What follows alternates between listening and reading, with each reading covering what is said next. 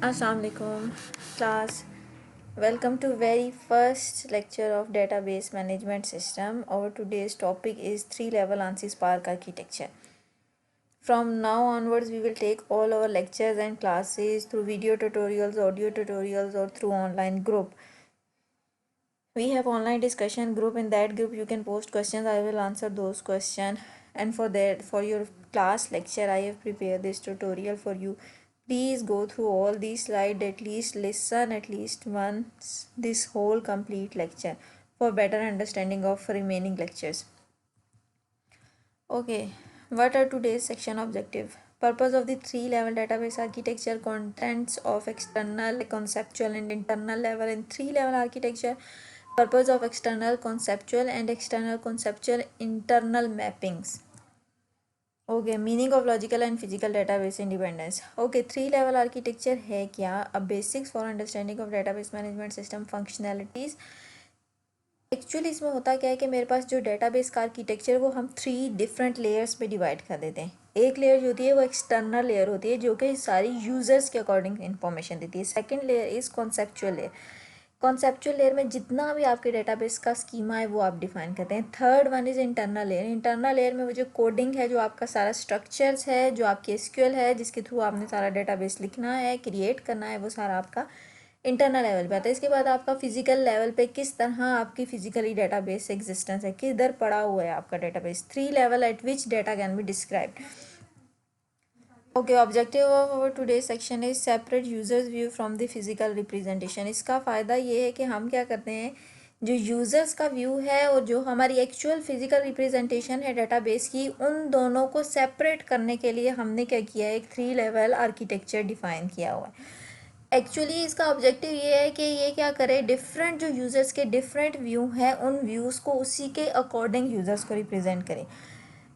दूसरा ये consolidated representation होती है, इजी टू चेंज है, इसलिए कि हमने अगर बैकएंड पे कोई चेंज कर दी है तो यूज़र उस चेंज से अवेयर नहीं है, क्योंकि हम यूज़र को वही डाटा प्रोवाइड करी जा रहे हैं जो उसकी नीड के अकॉर्डिंग उसको चाहिए. नेक्स्ट अभी आगे एक एग्जांपल है कि उसमें मैं आपको एक्सप्लेन करूँगी फर्दर. दिस फिगर, ये जो सारी फिगर हमें दिखाई हुई, ये एक्चुअली मेरे पास क्या है, 3-लेवल आर्किटेक्चर है. इसमें कितने लेवल है? एक एक्सटर्नल लेवल जो कि यूज़र लेवल है, ये हर यूज़र की नीड के अकॉर्डिंग उसको डाटा उसी तरह रिप्रेजेंट करेगा. कॉन्सेप्चुअल लेवल जो मेरा क्या है, सेंट्रल या मिडल लेवल है, इस पर मेरा सारा कॉन्सेप्चुअल स्कीमा पड़ा होगा डेटाबेस का, यानी कि ये एंटिटीज़ हैं, ये टेबल्स हैं, इन टेबल्स के आपस में ये रिलेशनशिप है. Next this is internal level. Internal level पे मेरे पास सारी डिटेल ये पड़ी हुई कि मैंने किस तरह डेटाबेस क्रिएट किया. For example, create table student, bracket start की, स्टूडेंट आईडी, उसकी डाटा टाइप इंटीजर और उसकी लेंथ 5. ये क्या हो गया, मैंने एक स्ट्रक्चर डिफाइन कर दिया जिसमें मैंने क्या किया है, टेबल क्रिएट किया है, उसका फर्स्ट कॉलम स्टूडेंट आईडी रखा है और उसकी डाटा टाइप इंटीजर रखी है. नेक्स्ट ये दिस है फिजिकल डाटा ऑर्गेनाइजेशन लेयर. ये फिजिकली हमारी CDEF ड्राइव में, एसक्यूएल सर्वर पे, ओरेकल पे, किस सर्वर पे हमारा डेटाबेस पड़ा है, ये फिजिकल रिप्रेजेंटेशन. एक्चुअली जो मेरा 3-लेवल आर्किटेक्चर है वो इन 3 लेयर्स को रिप्रेजेंट करता है. First one is external layer, conceptual layer and external layer, conceptual layer and third one is physical layer. Okay, architecture का पर्पस क्या है? डिपिक्टेड बाय द 3 स्कीमाज और द 3 मॉडल. 3 डिफरेंट मॉडल्स में हम data की representation represent करते हैं, users के अकॉर्डिंग भी, डेवलपर्स के अकॉर्डिंग भी और स्टोरेज के अकॉर्डिंग भी. Refers to the permanent structure और intentions of database. Okay, external view क्या रिप्रेजेंट करता है? The way users think about the data, कि हम जो यूजर्स हैं बैकएंड पे जिसे हमारा सिस्टम यूटिलाइज करना है, वो डाटा के बारे में क्या सोचता है, या वो डाटा को कैसे प्रिडिक्ट करता है, कैसे प्रिसीव करता है, किस तरीके से उस डाटा को वो देखना चाहता है.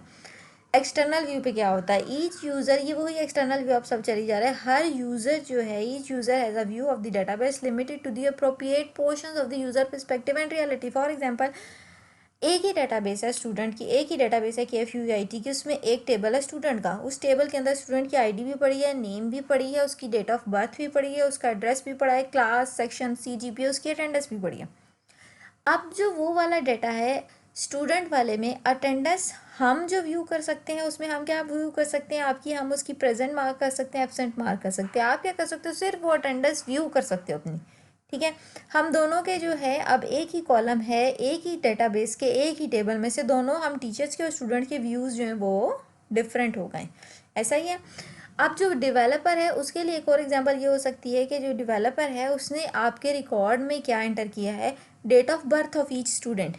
अब जब आप स्टूडेंट्स अपना रिकॉर्ड व्यू करते हैं तो आप उसमें से डेट ऑफ बर्थ की कॉलम नहीं देख रहे होते, आप उसकी जगह अपनी एज देख रहे होते हैं कि आपकी कितनी एज है। ये क्या होता है, कैलकुलेटेड फील्ड रन टाइम पे हम यूज़र की नीड के अकॉर्डिंग दिखा देते हैं। हम अपने डेटाबेस में एज क्यों नहीं स्टोर करते, क्योंकि एज जो है वो हर ईयर फ्रीक्वेंटली चेंज हो रही है, मगर डेट ऑफ बर्थ आपकी फ्रीक्वेंटली चेंज नहीं हो रही, वो कंसिस्टेंट है। इसलिए डिफरेंट यूज़र्स के डिफरेंट व्यूज़ के अकॉर्डिंग हम जो है वो डेटाबेस में डाटा स्टोर करा रहे होते हैं। यूजर्स में have different views of the same data, for example day to time.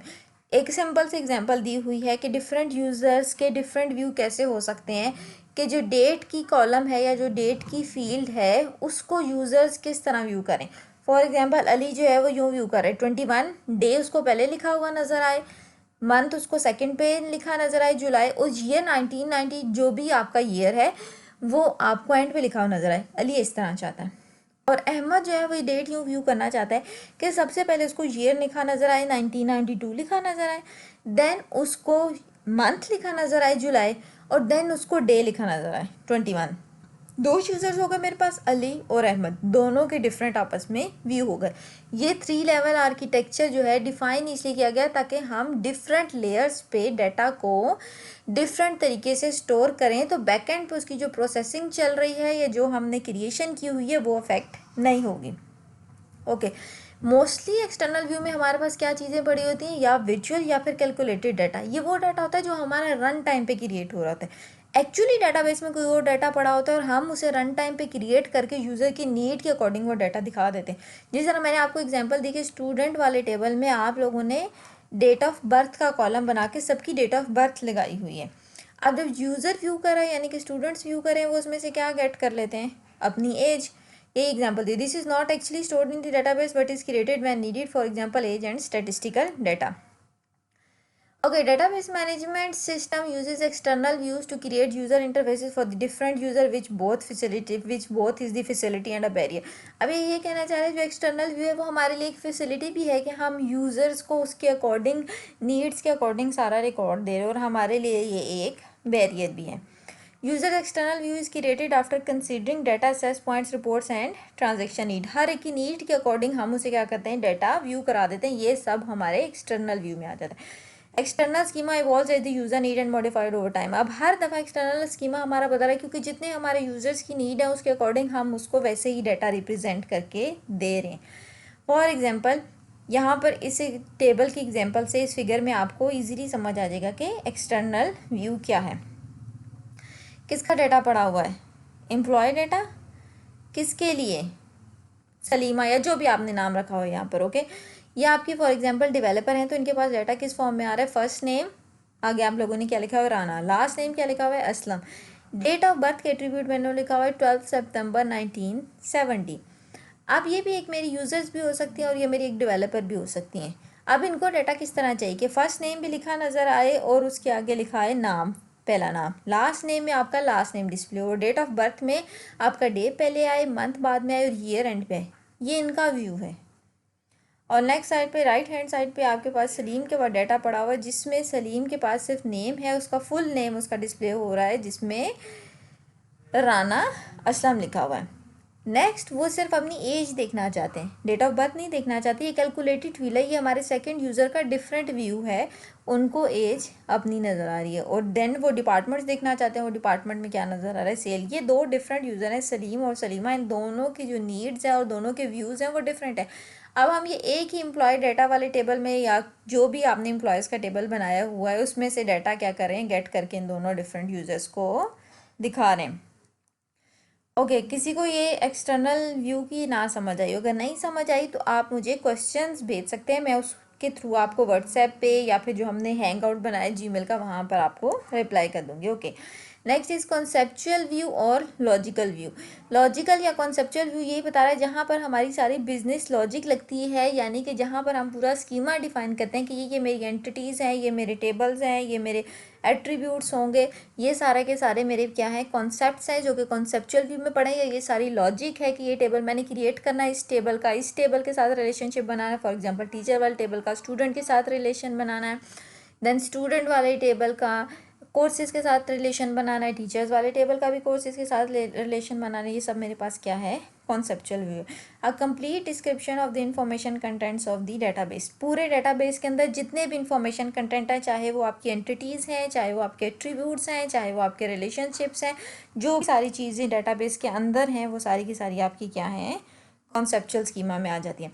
The entire information structure of database as seen by the database administrator, यानी कि कॉन्सेप्चुअल स्कीमा में वो सारी चीज़ें, यानी कि एंटिटीज़, उनके एट्रीब्यूट्स और उनके रिलेशनशिप, ये सब कंबाइन होकर आपके कॉन्सेप्चुअल स्कीमा में आ जाते हैं, जो कि किसके लिए फिजिबल है, डेटाबेस एडमिनिस्ट्रेटर के लिए, जिन्होंने सारा डेटाबेस हैंडल करना है, क्रिएट करना है, उसके बाद उन्होंने यूज़र को उसकी नीड के अकॉर्डिंग वो व्यू दिखाना है। वो डेटाबेस आपने किस तरह फिजिकली स्टोर करना है, उसकी कोडिंग इंटरनल लेवल पे कैसे करनी, ये सब कौन करता है, डेटाबेस एडमिनिस्ट्रेटर करते हैं, जो कि सारी डिटेल कहाँ सेट हो जाती है, मेरी मिडल लेयर पे, जो क्या है, कॉन्सेप्चुअल स्कीमा है।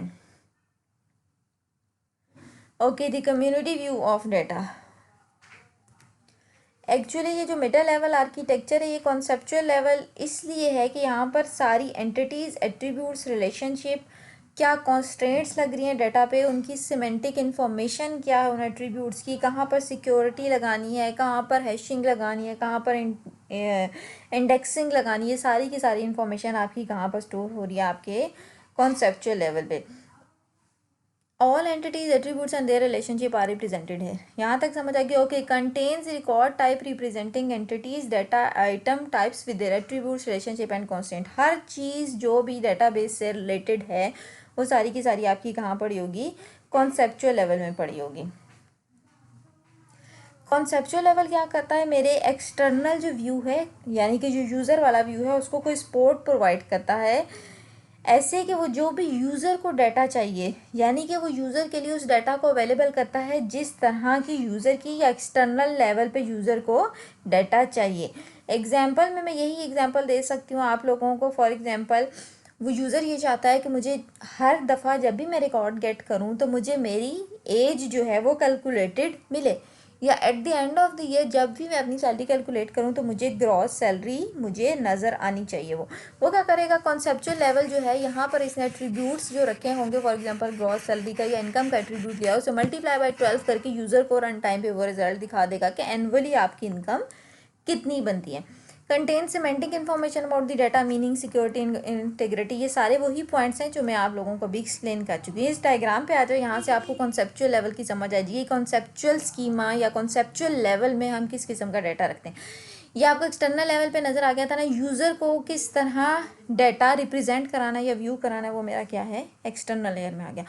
कॉन्सेप्चुअल लेयर में this is your actual table, जिसमें मेरे पास क्या पड़ी हुई है, नेम का एक एट्रीब्यूट पड़ा हुआ है। अब आप इस टेबल का नाम एम्प्लॉयज़ रख लो, वर्कर्स रख लो, एम्प्लॉय डाटा, वर्कर, एम्प्लॉयज़, जो भी आपने इस टेबल का नाम रखा हुआ है। फॉर एग्जांपल, लेट सपोज हमने इस टेबल का नाम रखा है एम्प्लॉय, जिसके एट्रीब्यूट्स क्या है, मेरे पास नेम एट्रीब्यूट है, डेट ऑफ बर्थ एट्रीब्यूट है, डिपार्टमेंट्स एट्रीब्यूट है और डिपार्टमेंट आईडी एट्रीब्यूट है।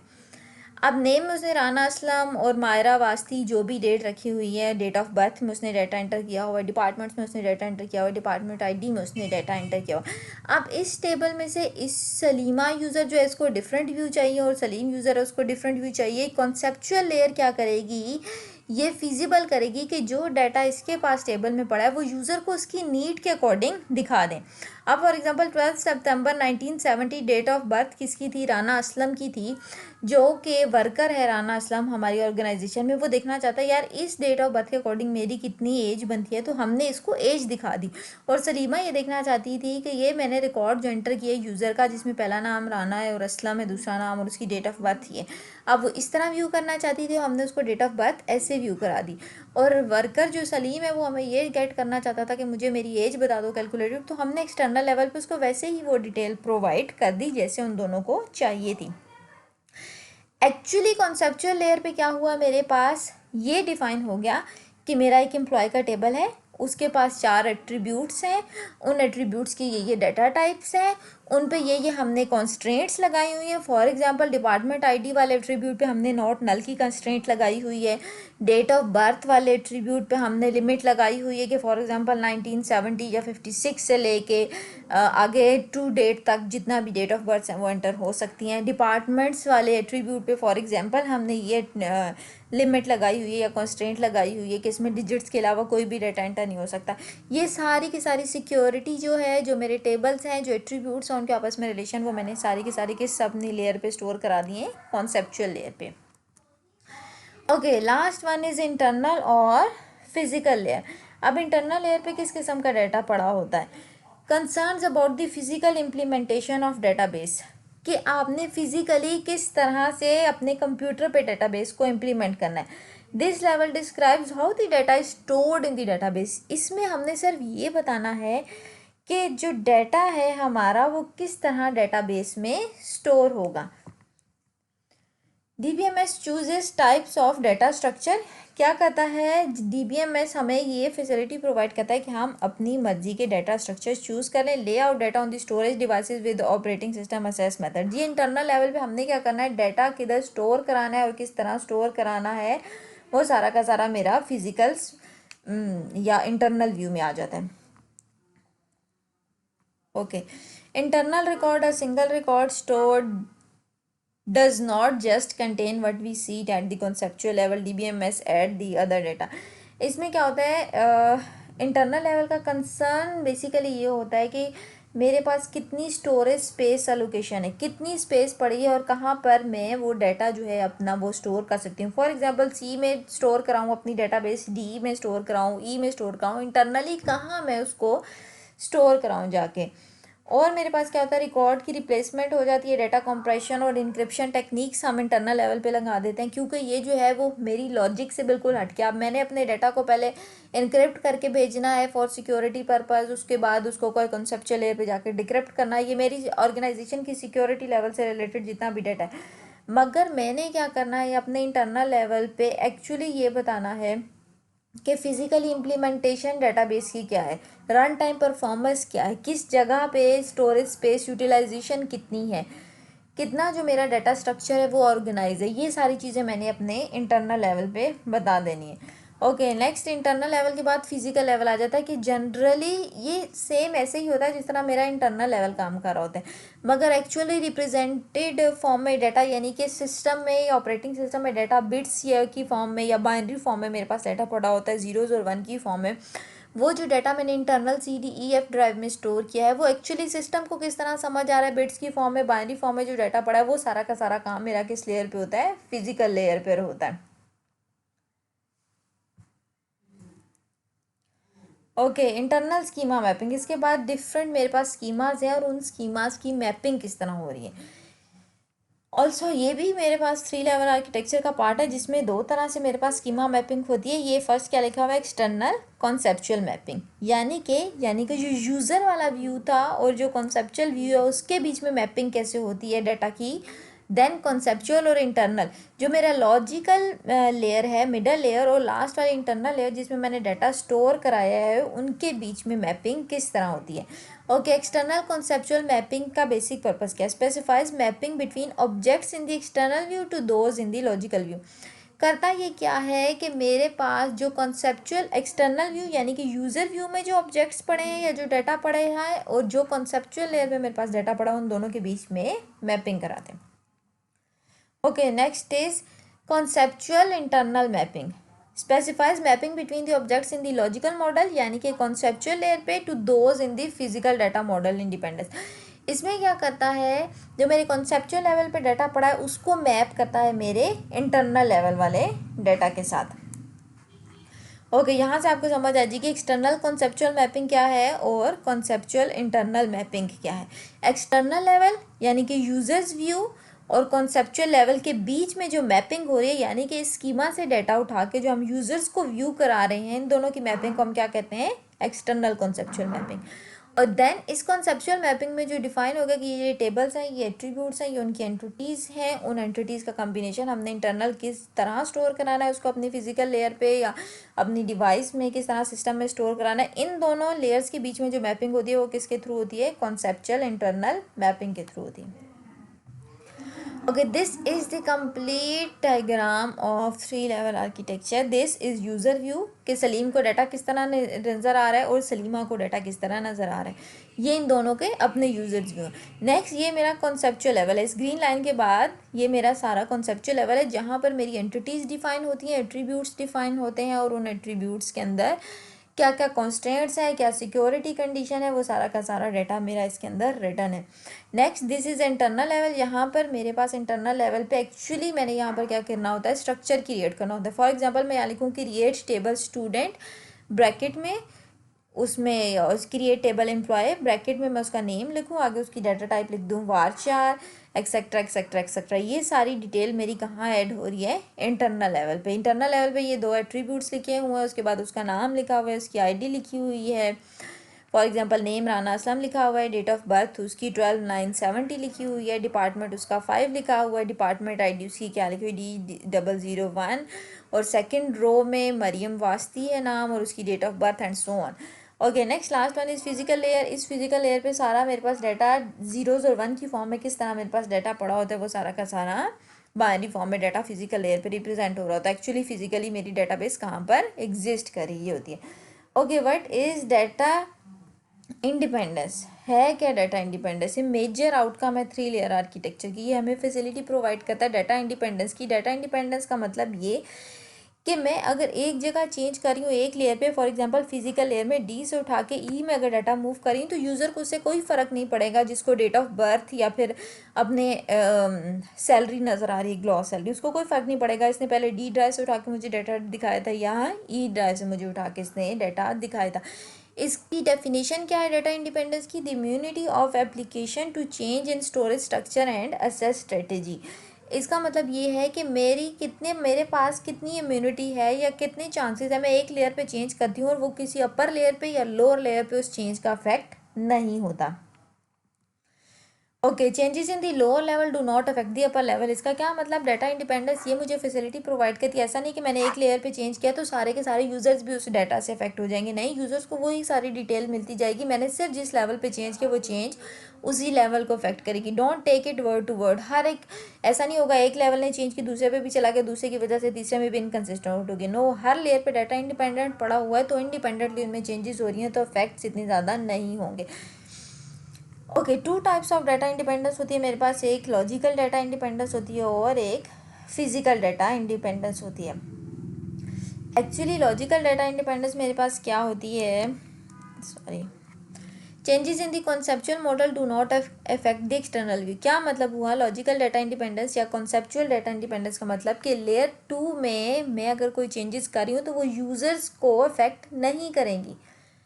Immunity of external level from the changes at the conceptual level.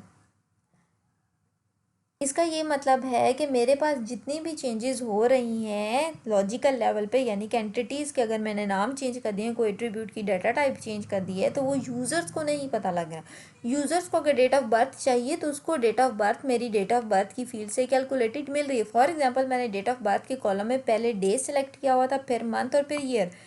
आज एक नया डेवलपर आया, उसने क्या किया, पहले ईयर सेलेक्ट कर लिया, देन मंथ सेलेक्ट कर लिया और देन डे सेलेक्ट कर लिया।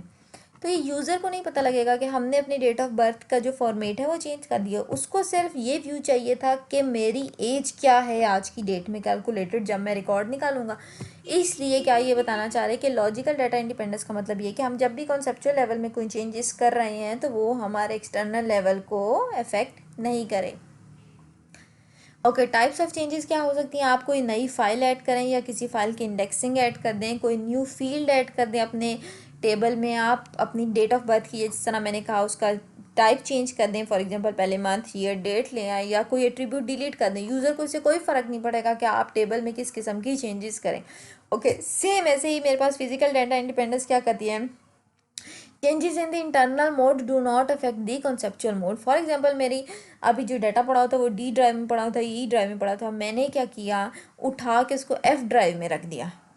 अब कॉन्सेप्चुअल लेवल ये उसको फ़र्क नहीं पड़ेगा कि अगर मैंने उसको एफ ड्राइव में रख दिया तो उसमें से आप कुछ टेबल बंद हो जाएंगे या कुछ टेबल डिलीट हो जाएंगे, कोई एट्रीब्यूट्स बदल जाएंगे, नहीं, कुछ भी उसको फ़र्क नहीं पड़ेगा। ये सिर्फ जितनी भी चेंज रहेगी मेरे अपने फिजिकल लेवल तक रहेगी। Immunity of the conceptual level from changes at internal level. Okay, इसकी एग्जांपल क्या है? Changing file organization. For example पहले मैंने 1 2 3 फाइल की जो ऑर्गेनाइजेशन रखी हुई थी, अब 3 to 1 कर दिए, किसी को कोई फ़र्क नहीं पड़ेगा क्योंकि फिजिकल लेवल पे मैंने चेंज किया। मेरे कॉन्सेप्चुअल लेवल पे वही टेबल्स रहेंगे, वही एंटिटीज़ रहेंगी, वही उनकी डाटा टाइप्स रहेगी, सब कुछ वैसा रहेगा। इंडेक्स इंप्लीमेंटेशन मैंने चेंज कर दी। पहले हैशिंग के थ्रू मैं इंडेक्सिंग करी थी, अब मैंने बी ट्री या ट्रीज़ का कोई भी स्ट्रक्चर फॉलो करी है इंडेक्सिंग के लिए। चेंजिंग स्टोरेज मीडियम, मैंने क्या किया, पहले हार्ड ड्राइव में स्टोर किया होता, अब यूएसबी में मैंने इंटरनल स्टोरेज रख दी अपनी। यूज़र को कोई फ़र्क नहीं पड़ेगा कि मेरी स्टोरेज कहाँ पर है, उसे सिर्फ उस व्यू से फ़र्क पड़ेगा जो उसको चाहिए, जो कि चेंज नहीं होगा। ये जो है मेरे पास क्या है, सारी की सारी डिफरेंट तरह की इंडिपेंडेंस है डाटा की, कि अगर मेरा कॉन्सेप्चुअल लेवल पे कुछ चेंज हो रहा है तो वो ऊपर वाले यूज़र्स को भी एक्सटर्नल लेवल पे भी कुछ अफेक्ट नहीं करेगा और इंटरनल लेवल पे भी कुछ अफेक्ट नहीं करेगा। इंटरनल लेवल पे अगर मैं कुछ चेंजेस कर रही हूँ तो वो कॉन्सेप्चुअल लेवल पे इफेक्ट नहीं होगी। जो भी चेंजेस हो रही है वो इंडिपेंडेंटली मेरा डाटा सिर्फ यहाँ पर ही चेंज कर रहा है। ओके, कंसेप्चुअल डाटा इंडिपेंडेंस कहाँ हो रही है? यहाँ पर जहाँ पर डॉटेड लाइन आपको डिस्प्ले कराई हो, ये फिजिकल डाटा इंडिपेंडेंस इन दोनों के बीच में, यानी कि लेयर 2 और लेयर 3 के बीच में हो रही है। ओके, फंक्शंस क्या है? डेटाबेस मैनेजमेंट सिस्टम के डाटा प्रोसेसिंग के लिए यूज़ होता है। यूज़र असेसेबल कैटलॉग है, ट्रांजेक्शन सपोर्ट और कंकरेंसी कंट्रोल सर्विसेज हमें प्रोवाइड करता है। रिकवरी सर्विसेज, ऑथराइजेशन सर्विसेज हैं, सपोर्ट है, डाटा इंटेग्रिटी और डिफरेंट टाइप्स ऑफ इन्वायरमेंट है मेरे पास डेटाबेस की, जिसमें सिंगल यूज़र भी है और मल्टी यूज़र्स इन्वायरमेंट भी मेरे पास सिस्टम की एग्जिस्ट करेंगे। डिफरेंट है एग्जाम्पल्स डायग्राम्स दी हुई हैं कि क्लाइंट सर्वर मॉडल में किस तरह डाटाबेस एक्ट करा है, फाइल सर्वर में कैसे एक्ट करा है, टेली प्रोसेसिंग में कैसे एक्ट करा है। आप लोग खुद उनको एक बारी रीड कर लें। और सिर्फ इस 3 लेयर्स जो आर्किटेक्चर है, ये 3 लेयर्स आप अच्छे से समझ लें कि एक्सटर्नल लेयर क्या है, उसमें क्या होता है, कॉन्सेप्चुअल लेयर क्या है, उसमें क्या होता है, और physical internal layer and physical layer क्या है।